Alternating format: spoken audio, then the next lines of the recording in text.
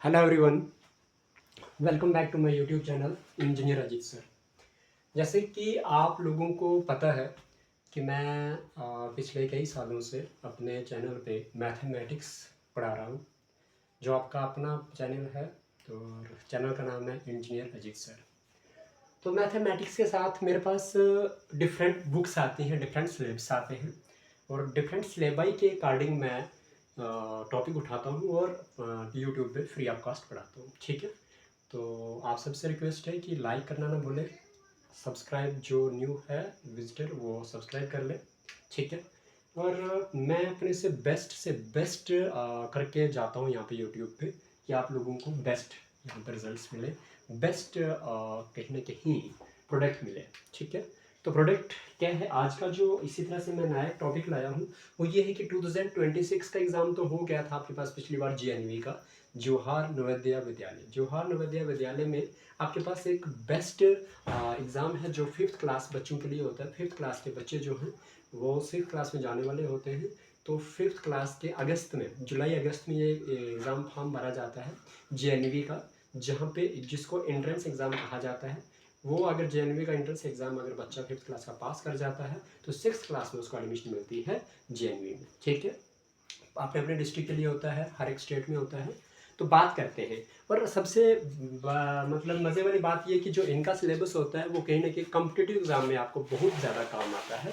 इनका तो है ही है, इनका तो फ़ायदा हो ही रहा है जेएनवी वालों का, लेकिन फर्दर आपके पास जो दूसरी कॉम्पिटिटिव एग्ज़ाम है वहाँ पे भी ये काम आ रहा है। ठीक है जी। अच्छा, नई बात, आज की नई बात जो है वो बात क्या है, नई वाली बात, आज की नई बात ये है कि आपके पास ये वाला सिलेबस आज तक सिर्फ इसमें 3 बुक्स हुआ करती थी, दैट इज योर इंग्लिश, आपका अरिथमेटिक यानी कि मैथमेटिक्स एंड रीजनिंग। ठीक है, तो आज चौथा एक और आप इन्होंने टॉपिक डाल दिया है जिसको एनवायरमेंटल स्टडीज कहते हैं। ठीक है जी, ये इन्होंने ऐड कर दिया है। तो बात करते हैं आपके पास ये एनवायरमेंटल स्टडीज में कौन कौन से टॉपिक है और क्यों इन्होंने जोड़ा है। जोड़ा इसलिए है कि बच्चे को कॉम्पिटिटिव एग्जाम तैयार करने में बहुत ज़्यादा हेल्प हो जाती है। जो इंग्लिश में ये पूछते थे ना पहले आपके पास, जो पैसेजेस बेस्ड क्वेश्चन पूछते थे, तो वो इन्हीं टॉपिक्स के ऊपर होते थे। तो इस बार क्या कर दिया, अलग से टॉपिक को ही मेंशन कर दिया, एनवायरमेंटल स्टडीज़ का नाम टॉपिक दे दिया और उसमें ये जो उसमें पूछते थे ये इंग्लिश बेसिस, इंग्लिश के नाम, इंग्लिश का नाम का एक सब्जेक्ट आता था और उसमें क्या करते थे, पैसेज बेस्ड क्वेश्चन पूछते थे। तो वो पैसेज किस किस टॉपिक पे आएंगे वो इन्होंने डाल दिया इस बार। तो बहुत ही बेस्ट किया है, सिलेबस ही अच्छा किया हुआ है। अगर वो सिलेबस अच्छा किया हुआ है तो आप लोगों को और इजी हो गया, ये उतना ज़्यादा टफ नहीं हुआ है। बस ये कि चेंज थोड़ी सी चौथी बुक ऐड कर दी है। ठीक है, चौथा टॉपिक ऐड कर दिया, बहुत अच्छी बात है। आ जाओ बात करते हैं क्या क्या आपके पास टॉपिक है और क्या क्या इसमें क्या नाम चेंजेस हुई है। और मैंने इधर एक आपके पास कुछ सिलेबस जो है, हाँ जी, कुछ सिलेबस जो आपका कम हो गया है। ठीक है, आपका इधर आके कर देना, कुछ सिलेबस जो है आपका कम हो गया है बुक्स में। जैसे कि मैथमेटिक्स में 20 चैप्टर्स हुआ करते थे पहले, अभी आपके पास 14 और 16 चैप्टर हैं। उसके बारे में मैं बाद साथ में लिखूंगा आपके पास, उसके लिए बाद में लिखूंगा। बट मेरे पास जो 10 चैप्टर हुआ करते थे रीजनिंग के, वो 5 ही चैप्टर हुए, मतलब 5 चैप्टर्स को डिलीट कर दिया गया है।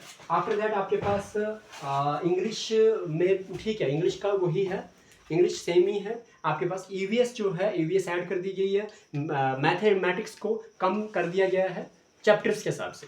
ठीक है, टॉपिक कम कर दिए गए हैं मैथमेटिक्स के, रीजनिंग के भी कम कर दिए गए हैं, बट ऐड कर दिया गया है 22 चैप्टर आपके पास एनवायरमेंटल स्टडीज। एनवायरमेंटल स्टडीज में क्या क्या टॉपिक ऐड किए हैं बात करते हैं। चलिए सबसे पहले बात करते हैं मेंटल एबिलिटी, जो आपके पास 2027 में पूछी जाएगी according to syllabus of JNV. वो क्या पूछी जाएगी, वो होगी पैटर्न कंप्लीशन, पहला वाला टॉपिक जी। पैटर्न को कैसे कंप्लीट करते हैं, अगर पैटर्न कंप्लीशन पे आपके पास क्वेश्चन पूछे जाएंगे। फिगर सीरीज कंप्लीशन पे आपके पास क्वेश्चन पूछे जाएंगे। जियोमेट्रिकल फिगर कंसेप्ट कंप्लीशन पे आपके पास हाँ जी जाओ बेटा, जियोमेट्रिकल फिगर कंप्लीशन पे आपके पास टॉपिक पूछा जाएगा। फिर उसके बाद mirror image and water image पे टॉपिक पूछा जाएगा और एम्बेडेड फिगर के ऊपर टॉपिक पूछा जाएगा। तो मींस ये गिने चुने 5 टॉपिक है आपके पास इस बार, जो कि पहले 10 चैप्टर हुआ करते थे। तो 10 की जगह पे 5 चैप्टर दे दिए इन्होंने और बहुत ही कम कर दिया सिलेबस। मतलब जो आपको लेंथी सिलेबस था उसको हाफ कर दिया गया है एंड एक टॉपिक जो है वो बढ़ा दिया गया है। ठीक है, चलिए अभी बात करता हूं मैं आपके पास एनवायरमेंटल स्टडीज का। जो आपका नया टॉपिक ऐड कर दिया गया इस साल वो है आपके पास ट्रांसपोर्टेशन, आपका reverse of India, mountains and hills, terrestrial and aquatic living beings, natural disasters.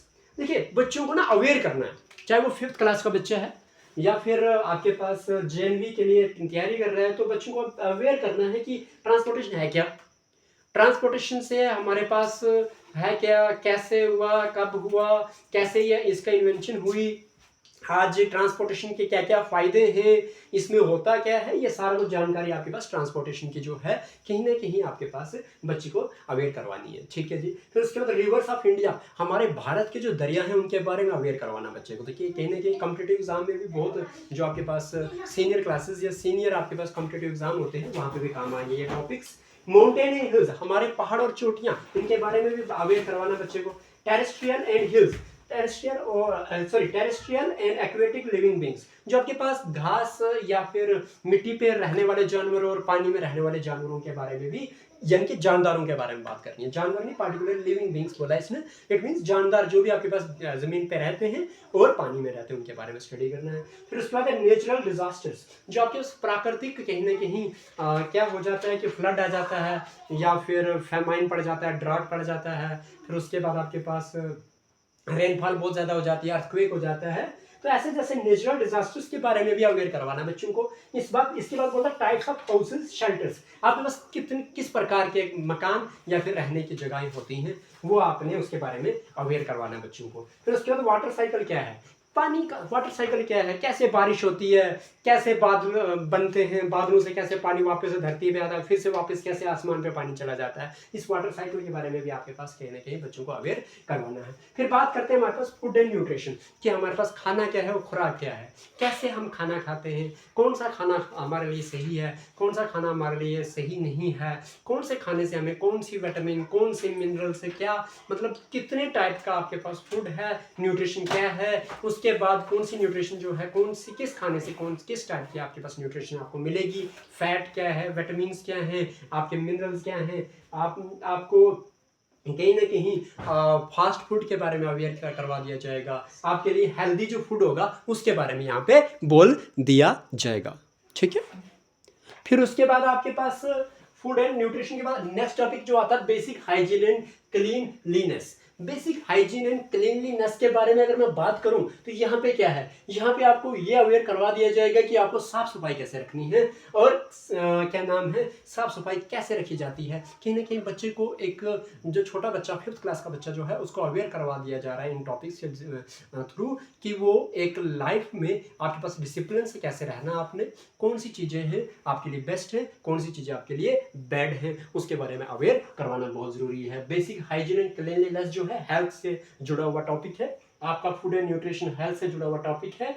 फिर उसके बाद आपके पास आगे चलते हैं सुपर सेंसेस ऑफ एनिमल्स, जानवरों की सुपर सेंसेस के बारे में आप जानेंगे आप। नेक्स्ट टॉपिक है आपका basic knowledge of internal human body system, जो आपके पास इंसान का अंदर वाला जो बॉडी सिस्टम होता है उसके बारे में बेसिक नॉलेज चाहिए आपको। ठीक है जी, क्या चाहिए, बेसिक नॉलेज। बेसिक नॉलेज किसके लिए, इंटरनल ह्यूमन बॉडी सिस्टम। ठीक है, मीन्स थोड़ा बहुत आपके पास जो साइंस है, साइंस के बारे में आपको बताना है कि आपके पास आपका लीवर कहाँ पे होता है, आप स्मॉल इंटेस्टाइन क्या है, बेटा क्यों हिलाया इसको, लार्ज इंटेस्टाइन क्या है, हिल गया ऐसे नहीं हिलाया। ठीक है, आपकी स्मॉल इंटेस्टाइन कहाँ पे है, कितनी होती है, उसका काम क्या है, लार्ज इंटेस्टाइन का काम क्या है, हार्ट का क्या काम है, ब्रेन का क्या काम है, उसके बाद लंग्स का क्या काम है, किडनी का क्या काम है, स्टमक कहाँ होता है, ये सारी चीजें थोड़ी बहुत आपके पास बेसिक नॉलेज जो है इनके बारे में अवेयर करवाना 5th क्लास के बच्चों को। ये जो टॉपिक्स है इनका ये मकसद है। जैसे कि आपके पास फूड प्रिजर्वेशन मेथड्स, फूड को कैसे प्रिजर्व किया जाए, कैसे फूड को आपके पास सड़ने नहीं देना आपने, कैसे फूड को बचाए रखना है, कैसे एक हेल्दी फूड रहे वो, कैसे फूड हमारे पास फ्रेश रहे। ठीक है, ये मेथड्स आपने देखने हैं। जैसे दूध को कैसे प्रिजर्व करना है, जैसे अचार को कैसे प्रिजर्व करना है, फूड को अगर क्या नाम है ढक के रखना है, कैसे रखना है, कैसे नहीं रखना है, वो सारा आपके पास तरीके बताए जाएंगे। उसके बाद पोल्यूशन क्या होता है, जिसको प्रदूषण कहते हैं, इसके बारे में अवेयर करना है। वाटर एंड सॉइल कंजर्वेशन, पानी और मिट्टी को कैसे बचाया जाए। After that superlatives of India, superlatives of India के बारे में भी आपको बताया जाएगा। नेक्स्ट आपके पास टॉपिक आता है स्टेट्स एंड देयर कैपिटल्स, राजधानी राज्य और उनकी राजधानियां, राज्य और उनकी राजधानियां कि बस मतलब जम्मू और कश्मीर की कौन सा कैपिटल है, जम्मू और कश्मीर जो यूटी है उसकी कैपिटल क्या है। जम्मू की कैपिटल श्रीनगर है और श्रीनगर की कैपिटल आपके पास कहीं ना कहीं जम्मू है। समर कैपिटल जो होती है वो आपके पास श्रीनगर आती है और विंटर कैपिटल जो होती है वो जम्मू आती है। तो इस तरह से आपके पास, हम जेएंडके में रहते हैं तो इसलिए मैंने इसी का मेंशन करवाया। आपके पास 28 स्टेट्स हैं, उनके बारे में आपने अलग अलग से स्टेट्स और उसके कैपिटल आपको याद होने चाहिए। नेशनल सिंबल्स ऑफ इंडिया, राष्ट्रीय जो आपके पास चिन्ह है उनके भारत के वो याद रखने हैं। लैंड फार्म्स इन इंडिया, किस प्रकार के आपके पास है लैंड फार्म्स है, किस प्रकार के आपके पास है लैंड फार्म्स है। लैंड फार्म्स क्या होता है आपके पास है, लैंड फार्म्स क्या होता है आपके पास है, लैंड फार्म्स होता है जो आपके पास क्या बेटा बताओ जुबान से बताओ। जम्मू एंड कश्मीर में रहते हैं। हाँ जी, आपने क्या लिखा है? हाँ तो मैंने लिखा स्टेट्स एंड देयर कैपिटल्स। चलिए उसके बाद बात करता है कि आपके पास land farms in India, Bharat की किस किस तरीके की आपके पास जमीन है। मतलब यहाँ पे प्लेन भी, जो प्लेन जमीन भी मिलेगी आपको, पानी के बीच में जमीन भी मिलेगी आपको, तीन तरफ से पानी होगा और क्या नाम है एक तरफ आपके पास जमीन होगी। मतलब जमीन तीन तरफ से गिरी हुई पानी से, आपके चारों तरफ से पानी से गिरी हुई जमीन। फिर आपके पास पहाड़ी कहीं पे मिलेगा, कहीं पे प्लेन मिलेगा, कहीं पे आपके पास स्टेप बाय स्टेप जो पहाड़ी मिट्टी है वो मिलेगी। कहीं ना कहीं अनड्यूलेशन जो होती है, आड़ और इवन्स, अनइवननेस जो है आपके पास कहीं ना कहीं सॉइल की मिलेगी। तो ये सारी चीजें जो है वो आप लैंड फॉर्म्स इन इंडिया में पढ़ोगे। ठीक है, आपके माउंटेन्स हैं, यहाँ पे हिल्स हैं, यहाँ पे आपके पास प्लेन इलाके हैं, यहाँ पे आपके पास स्टेप कल्टीवेशन होती है। जो आपकी जो जितनी भी कहीं ना कहीं आपके पास लैंड फार्म्स हैं बहुत अलग अलग टाइप्स की हैं और अलग अलग टाइप्स होने के बाद उन अलग अलग लैंड फार्म्स के होने के बाद आपके पास पता है कि साइल भी अलग अलग है यहाँ पे। ठीक है, ब्लैक साइल है, रेड साइल है, लेटराइट साइल है, बहुत सारी हैं। जो कोई साइल जो है वो कॉटन के लिए सूटेबल होती है, कौन सी साइल आपके पास पार्टिकुलर किसी आपके ग्रेन्स के लिए यानी कि क्रॉप के लिए सूटेबल होती है, वो हम इसमें ही पढ़ेंगे अगर लैंड फार्म्स इन इंडिया बताया हुआ। ठीक है, नेक्स्ट बात करते हैं आपके पास festivals and seasons in India. कहता है भारत में कौन से त्योहार होते हैं और कौन से मौसम होते हैं, उसके बारे में पढ़ेंगे। फॉरेस्ट इन इंडिया, जंगलात भारत में कैसा जंगल है। उसमें बात करते हैं agriculture and crops in India, Bharat में खेती बाड़ी कैसी की जाती है, फसलें कौन सी उगाई जाती हैं। बाद में बेटा, बाद में पहले मुझे ये textiles and fibres in India, क्या बेटा textiles and fibres in India. तो उसके बाद आपके पास आप बात करोगे agriculture and crops in India. Means agriculture होता है खेती बाड़ी, क्रॉप्स होती है फसलें। तो कौन सी किस्म की खेती बाड़ी की जाती है हमारे यहाँ पे, फसलें कौन सी उगाई जाती हैं भारत में। First of all textiles and fibres in India means आपके पास कौन से सॉरी धागे यानी कि कौन से फाइबर्स जो हैं आपके कपड़ों को बनाने के लिए, आपके कंबल या फिर बहुत सारी चीजों को बनाने के लिए इस्तेमाल किए जाते हैं। ठीक है, ये 22 टॉपिक्स आपके पास ईवीएस के कंप्लीट हो गए। जो इस बार आपके जेएनवी की बुक में नया टॉपिक डाला गया है दैट इज एनवायरमेंटल स्टडीज। इसमें आपने 22 टॉपिक्स पढ़ने।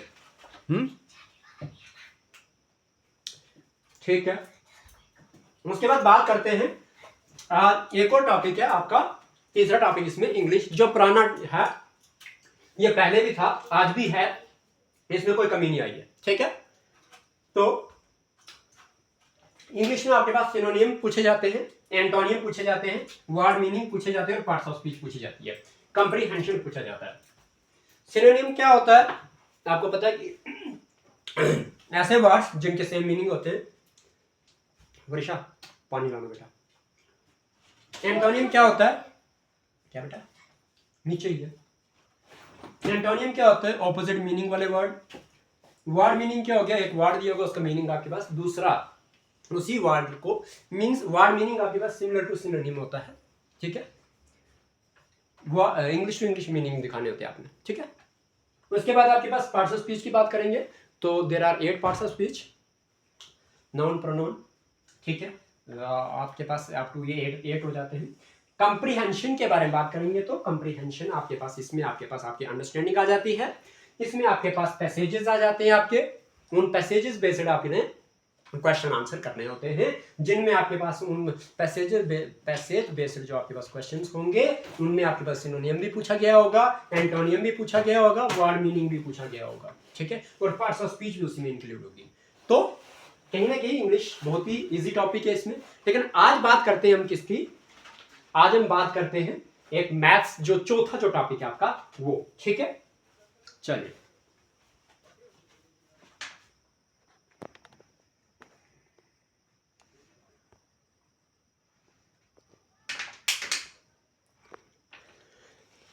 मुझे डस्टर देना बेटा। डस्टर नहीं है सर। डस्टर नहीं है, हाँ सर, इसके नीचे जैसे मिल गया।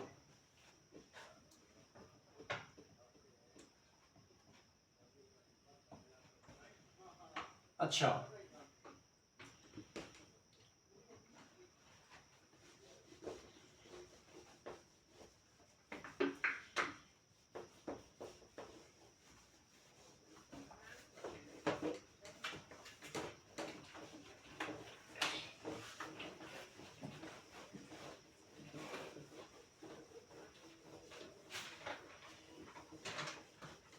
हाँ जी, क्या है?